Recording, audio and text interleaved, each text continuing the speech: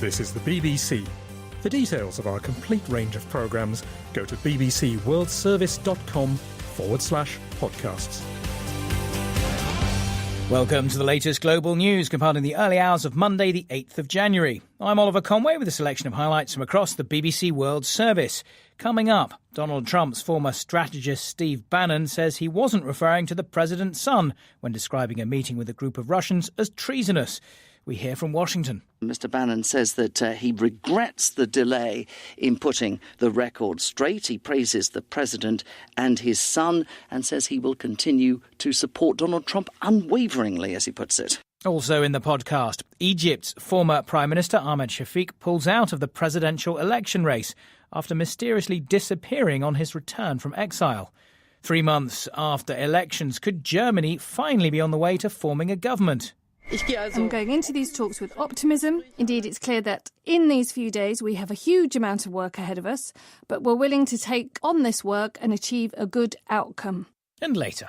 Tomorrow's going to look like a big funeral, and it just feels like it's going to be the death of old Hollywood. Stars at the Golden Globe say time's up for bad behaviour in the American film industry. More on that later.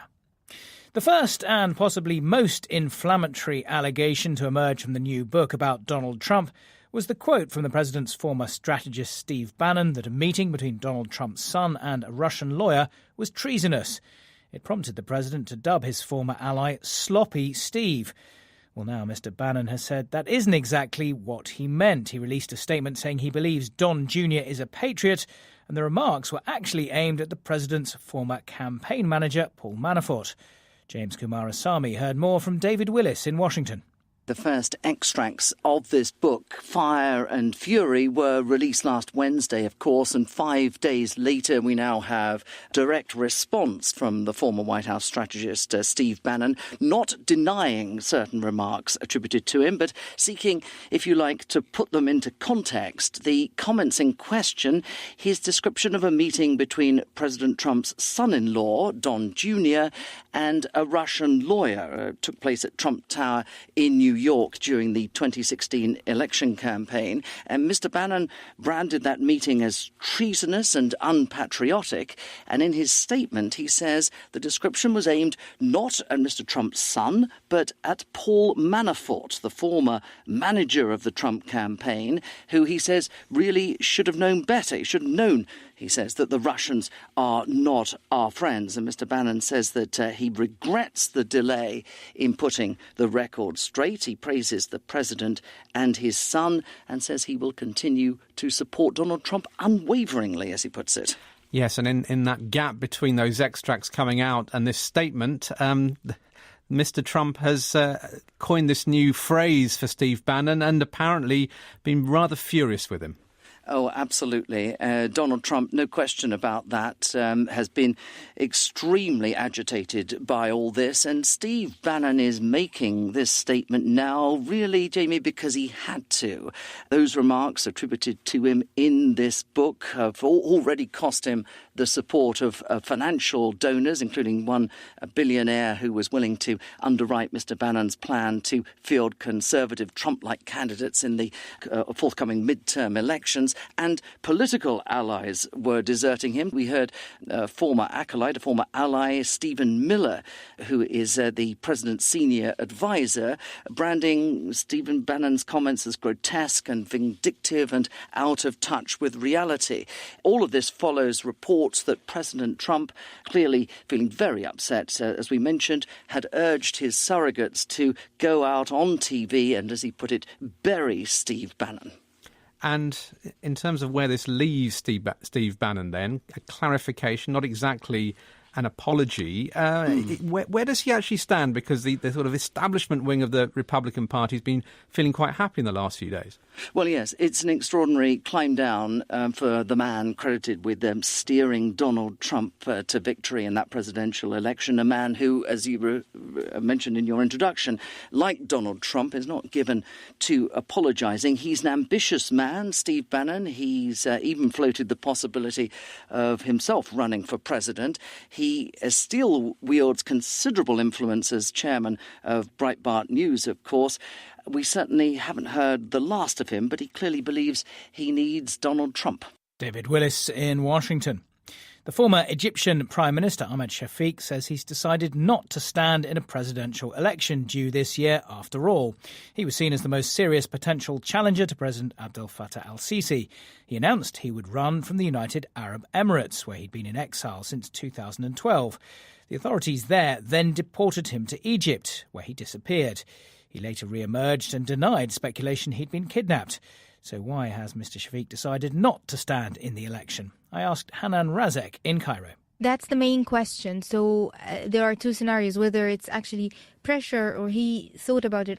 As he said, we don't really know.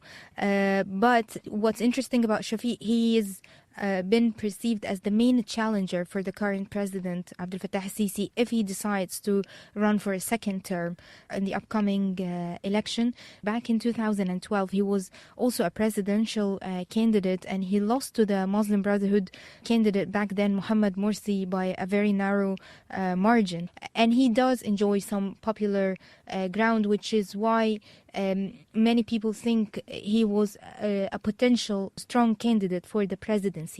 But in his statement, he praised the efforts and the achievements the current administration achieved during this period, which some here perceive it as a support message for President Sisi if he decides to run again. The presumption is that President al-Sisi will run again. So would Mr. Shafiq have stood a chance against him?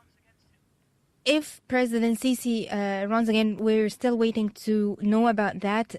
But yes, if Shafiq was to run against Sisi, it would have been a fierce competition between the two, because Shafiq does have a popular ground because he belongs to the Mubarak regime. He is seen as someone who had achievements when he was back in the government. He also was a big opponent to the Muslim Brotherhood, and he is an influential political figure when he was back in Egypt 5 years ago. There is also another question: what he will do next. Will we see him in the political scene again? Will he support President Sisi if he decides to run again for a second term? Will he actually have a role in the political scene, maybe in the next cabinet? I think they are all sort of questions that maybe in the next days or months we will have an answer for. Hanan Razek in Egypt. Prosecutors in Vienna have drawn up charges against an Austrian teenager accused of recruiting a 12-year-old German boy to carry out an attempted suicide bombing in Germany in 2016. Our Europe regional editor Mike Sanders has the details. He's alleged to have recruited a 12-year-old German boy in the West German city of Ludwigshafen over the internet. Prosecutors say that the 12-year-old made a bomb, or a makeshift bomb, under instruction from the teenager in Austria. He took it to a Christmas market in Ludwigshafen in November 2016, tried to detonate it, but it wouldn't go off. Apparently he made some kind of mistake in the assembly. The 12-year-old is in the custody of the youth services. He can't be charged with anything because he's below the age of criminal responsibility, which is 14 in Germany. The 18-year-old was allegedly radicalised while serving time in detention for a mugging. His lawyer says he'll deny the charges when they're formally filed. It's more than 100 days since the German general election and there's still no coalition government. But exploratory talks have at least started between the two biggest political blocs with a view to moving on to formal negotiations. The acting Chancellor, Angela Merkel, sounded optimistic ahead of a meeting on Sunday with the Social Democrat leader Martin Schulz in Berlin. I believe the talks can succeed. We will work very swiftly and intensively. We've undertaken to do that, and we will always keep in sight what people in Germany expect from us, who naturally expect politics to solve their problems and provide the framework for people in our country to make a decent living. So I'm going into these talks with optimism. Indeed, it's clear that in these few days we have a huge amount of work ahead of us, but we're willing to take on this work and achieve a good outcome. This is already the longest period of coalition building in Germany, and even if the talks are successful, the two leaders will need wider party backing before a deal can be done. So is this Angela Merkel's last chance of staying in power? A question for our correspondent in Berlin, Damien McGuinness. Yeah, it could well be her last chance, certainly, of forming a stable and long-standing government. That's because if these talks collapse, the only other options would be a minority government, which is seen as pretty unstable, or fresh elections, and that would lead to a long period of uncertainty. So that's why both sides, Angela Merkel's centre-right bloc and the centre-left Social Democrats, the leaders are incredibly keen to make this work. Party members, though, and voters are less enthusiastic, and that's because we've had, over the past 12 years, 8 of them have been governed by this centre-left, centre-right coalition. And what's happened during that period of compromise, we've seen both parties sort of bunch up in the middle. And to a certain extent, on both sides, party members and voters say that the centre-left and the centre-right have sort of lost their identity. Who's governing Germany in the meantime? There's a caretaker government, so it does mean that things are ticking along. Germany's economy is doing well, unemployment is low, tax intakes are at a record high. So things are fine at the moment, and you can carry on in the short term. The problem is no long-term decisions can be made, whether it be within Germany or within the EU. So as you know, Ollie, French President Emmanuel Macron has already announced what he wants to do with the European Union reform programme. Now, he needs Germany, he needs a government in Berlin to help him do that. And without a proper government, a new government in Berlin, none of those long-term decisions can be made. So at the moment, big decisions, important decisions about the future are on hold.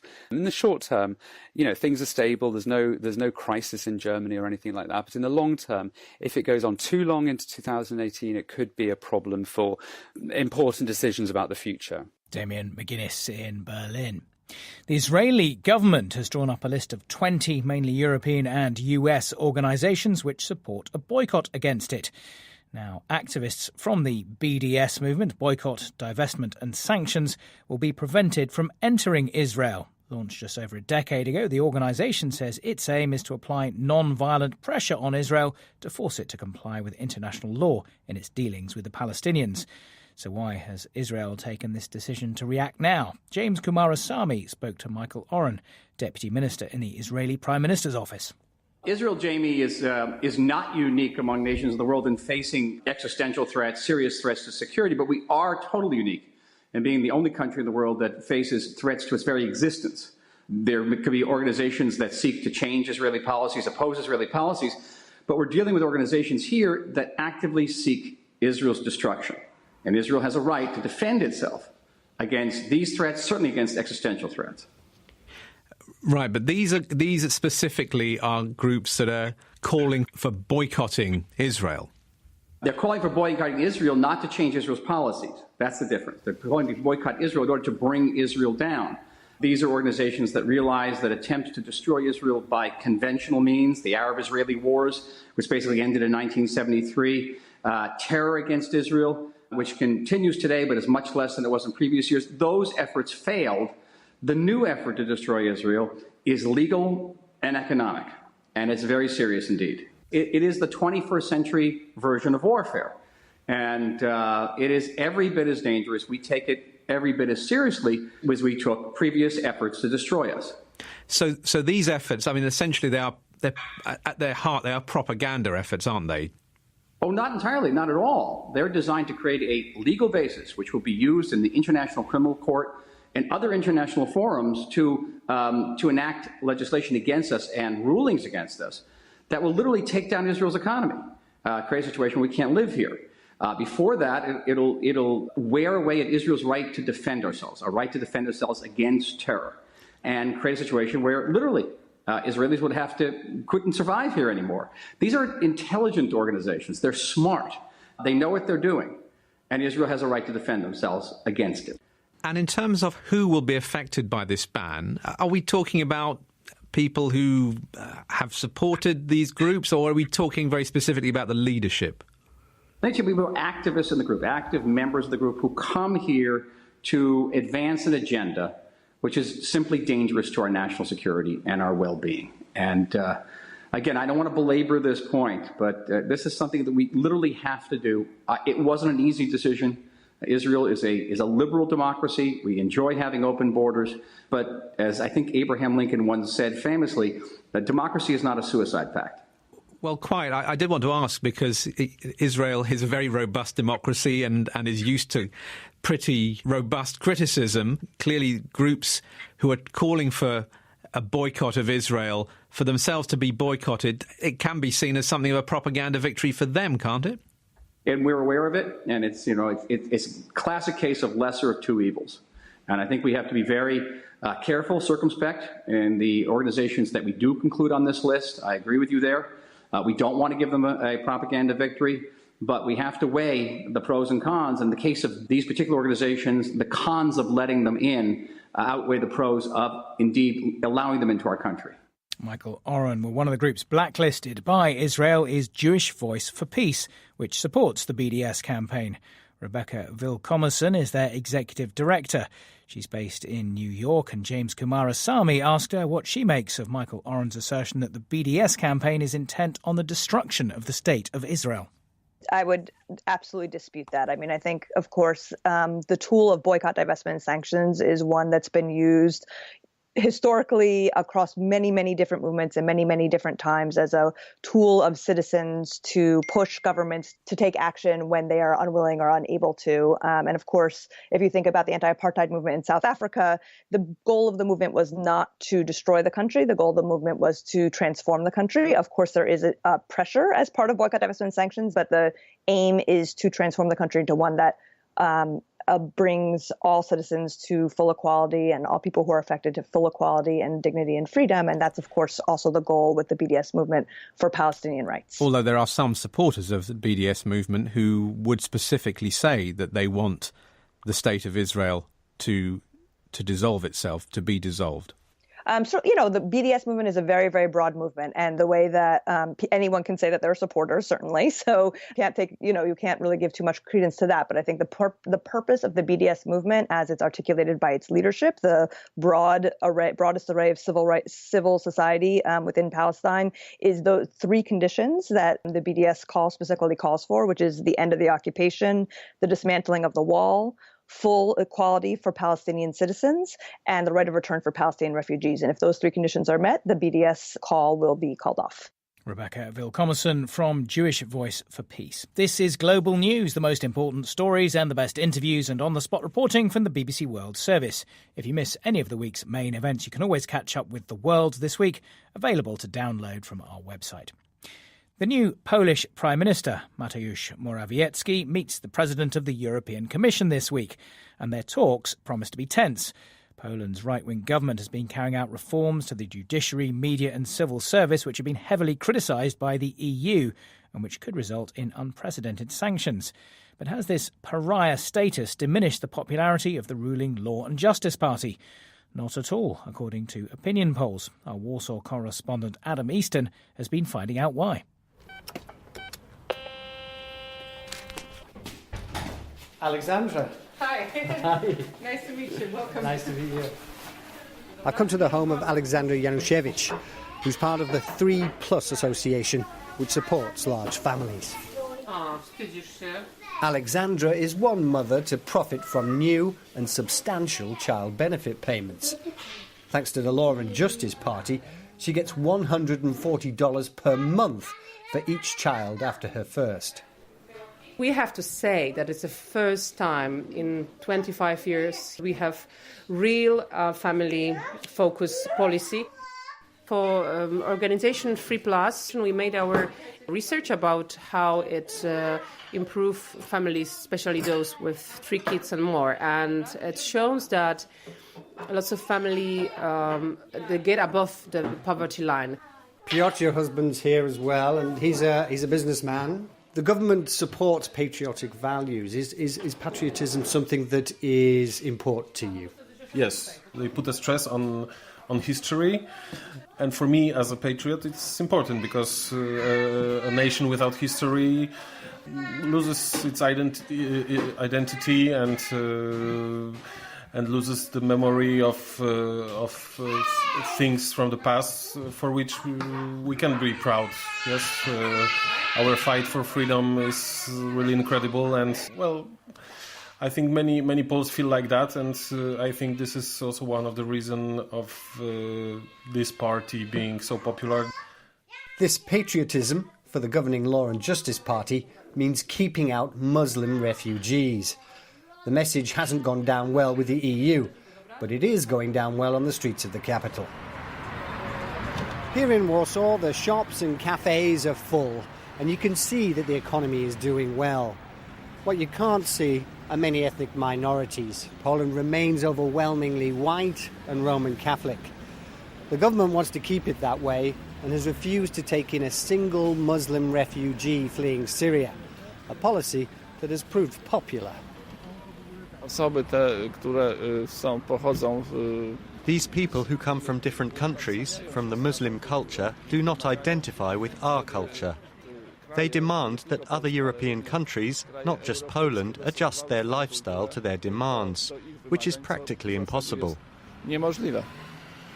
Uważam, że Unia Europejska powinna przyjąć uchodźców z krajów arabskich. I think the EU should accept refugees from Arabic countries, but with our attitude in Poland, it's not going to be easy for them to be here. I don't think we'll do them any favours. It will simply be harder for them to be here than in more developed countries. Niż w jakimś innym kraju trochę bardziej rozwiniętym.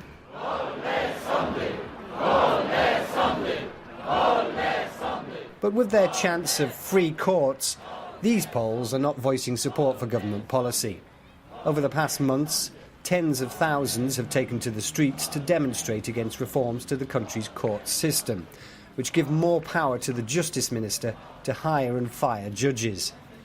The EU and UN agree with the protesters, saying the reforms undermine judicial independence, the rule of law and democracy.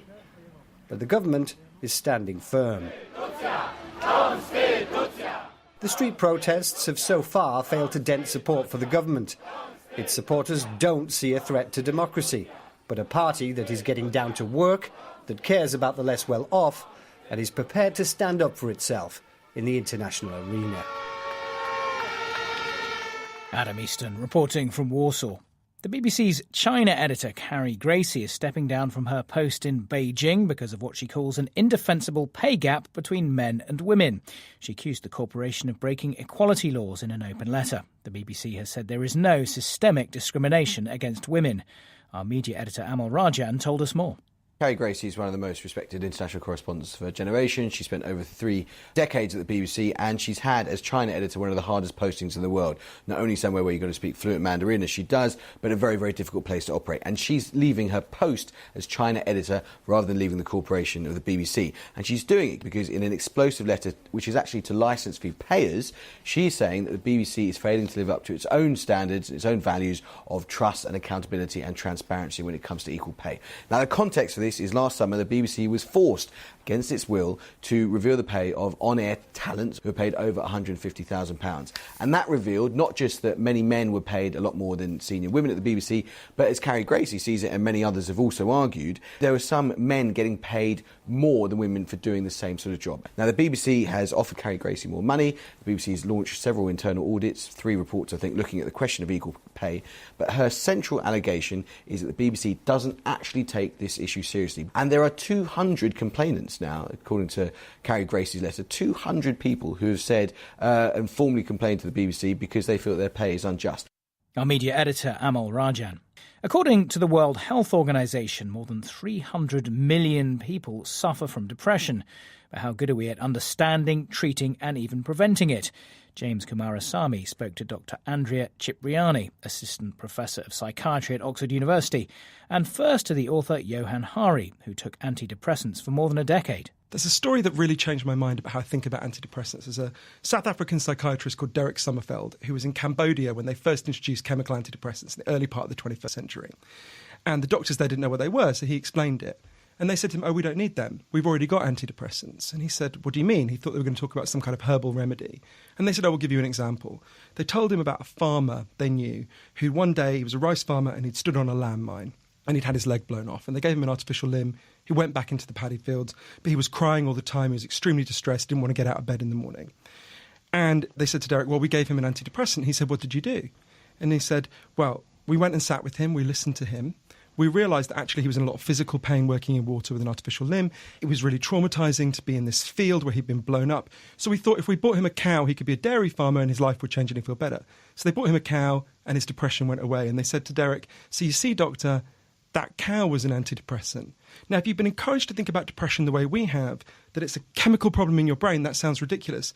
But the evidence is that depression is, to a very large degree, a response to life going wrong. We need to start listening to people and helping solve their problems. Chemical antidepressants play a limited but real role, but we need to start thinking about solving the causes of depression and anxiety. And that's the core of the book that I've written. Andrea, a limited role for chemical antidepressants. What do you think? I agree with Johan that depression is a cultural issue, and definitely it's important to listen to people who are depressed, because it's important to share decisions when we are dealing with interventions and treatments for depression. I agree also that antidepressants are not the only treatment we have for depression. But when we say limited, I'd like to put some figures around it. And if we think of responding to an active antidepressant, to a molecule, we are talking about 55 to 60% of people who respond. So it's not 100% definitely, but it's not the minority. And you would agree, wouldn't you, that for a significant number of that 60%, the effect is really quite limited?